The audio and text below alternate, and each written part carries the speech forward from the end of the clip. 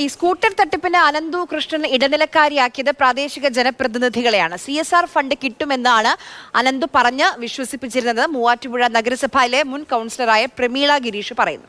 അനന്തു കൃഷ്ണന്റെ 3 സ്ഥാപനങ്ങളുടെ അക്കൗണ്ടുകളിലേക്കാണ് പണം അടച്ചിരുന്നതെന്നും പ്രമീള മാതൃഭൂമി ന്യൂസിനോട് പറഞ്ഞു.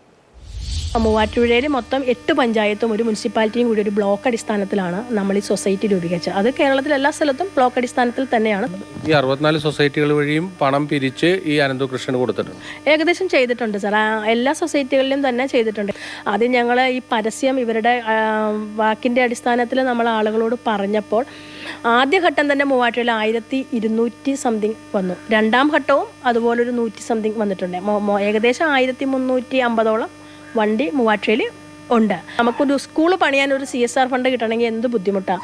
അതുപോലെ ഏതെങ്കിലും ഒരു പബ്ലിക് ടോയ്ലറ്റ് പണിയാണെങ്കിൽ ഒരു CSR ഫണ്ട് കിട്ടാൻ ഭയങ്കര ബുദ്ധിമുട്ടാണ്. അപ്പം നമ്മൾ എപ്പോഴും ഇത് ചോദിക്കുന്നുണ്ട്, CSR ഫണ്ട് എങ്ങനെ കിട്ടുന്നു. അപ്പോൾ ഒരിക്കൽ പോലും നമുക്ക് CSR ഫണ്ട് കിട്ടുന്നത് എങ്ങനെയാണ് എന്ന് പറഞ്ഞു തന്നിട്ടില്ല. പക്ഷേ CSR ഫണ്ട് ഉണ്ടോ എന്നാണ് ഇന്ന് വരെയും CSR ഫണ്ട് ഉണ്ടോ എന്ന് എനിക്കും അറിയില്ല സാർ.